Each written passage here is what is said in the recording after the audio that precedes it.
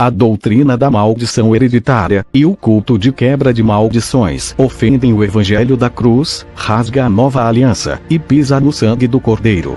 A prática de algumas igrejas quanto à necessidade do regenerado quebrar maldições hereditárias é uma ofensa à mensagem da cruz.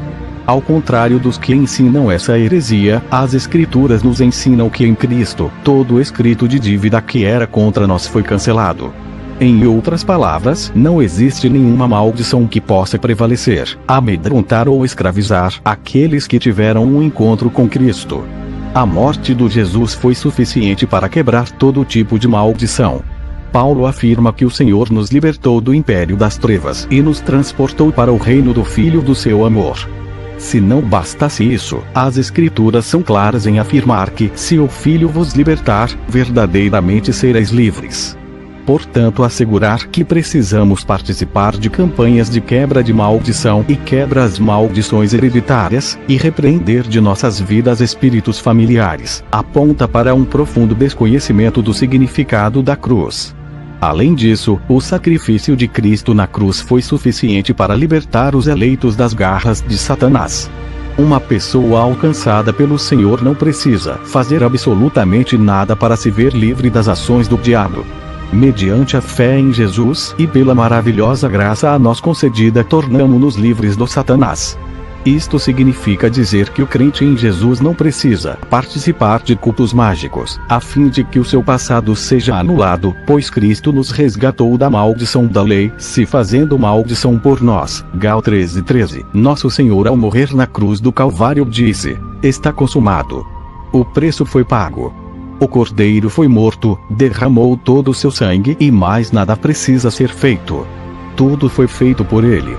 Se você tem feito parte de uma igreja que ensina que além da cruz, maldições precisam ser desfeitas ou quebradas, saia dela imediatamente, mesmo porque o ensino por ela defendido e proclamado ofende a verdade da cruz. Quebra de maldição é bíblico.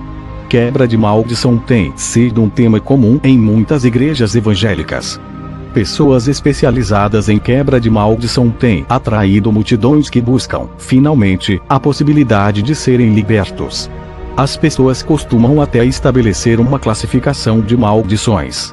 As principais são: maldição hereditária, maldição por alguma palavra lançada por alguém no passado, e a maldição ocasionada por algum tipo de pacto maligno em um determinado momento da vida.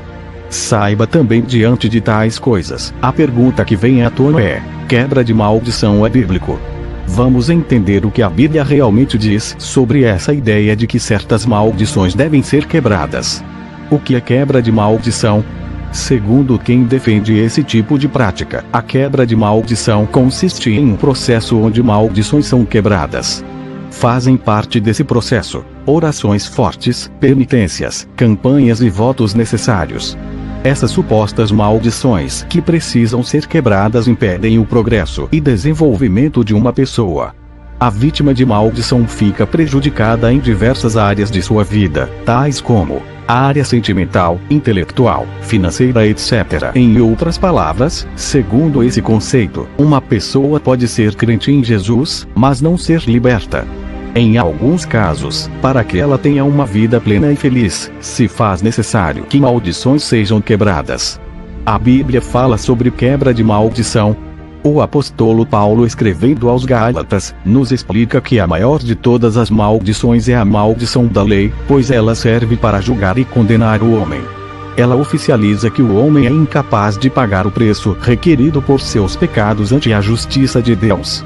Todos aqueles, pois, que são das obras da lei estão debaixo da maldição, porque está escrito: maldito todo aquele que não permanecer em todas as coisas que estão escritas no livro da lei, para fazê-las.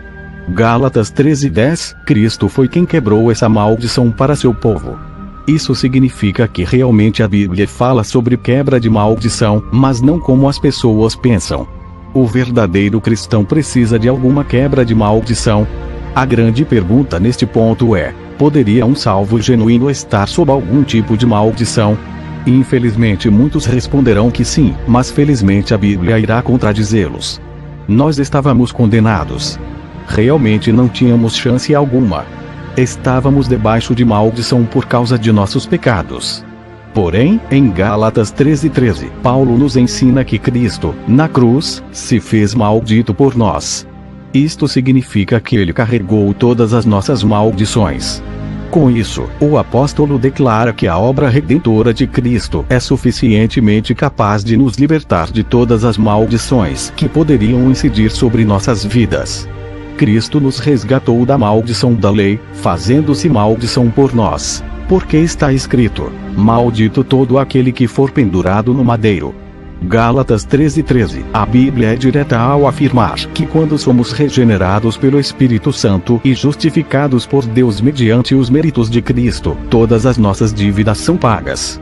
Em outras palavras, somos resgatados, redimidos, purificados, de forma que nenhum outro pagamento adicional se faz necessário.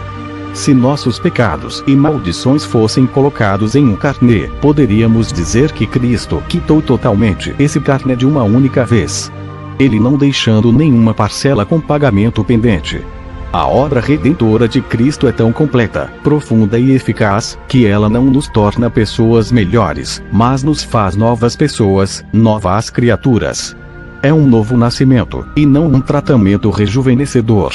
Quando cremos que Jesus é o Filho de Deus que nos limpa de todo pecado, somos selados com o Espírito Santo, o qual é o penhor da nossa herança. Efésios 1:13-14.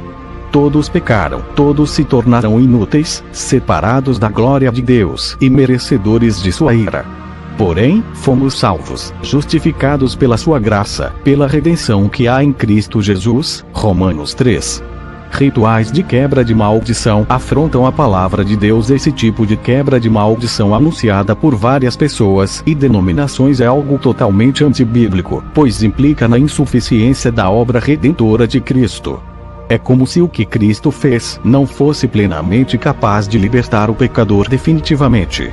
Isso significa que então que algum tipo de aditivo ou complemento deve ser adicionado à obra de Cristo.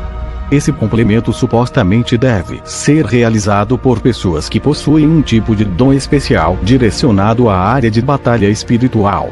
Em relação aos ímpios, certamente eles continuam em maldição devido ao jugo e à escravidão do pecado.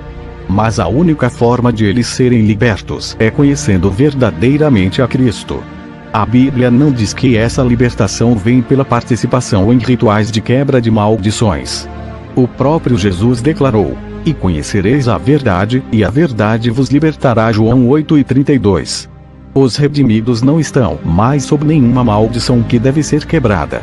Eles foram regenerados, feitos novas criaturas, justificados, habitados pelo Espírito Santo e agora possuem um novo modo de viver.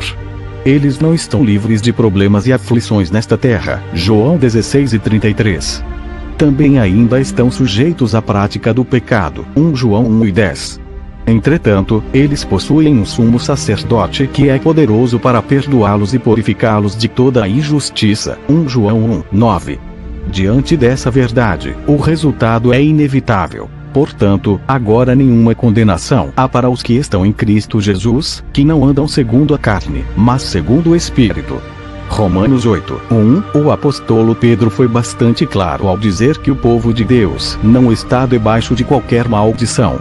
Ele escreve que somos a geração eleita, o sacerdócio real, a nação santa, o povo adquirido.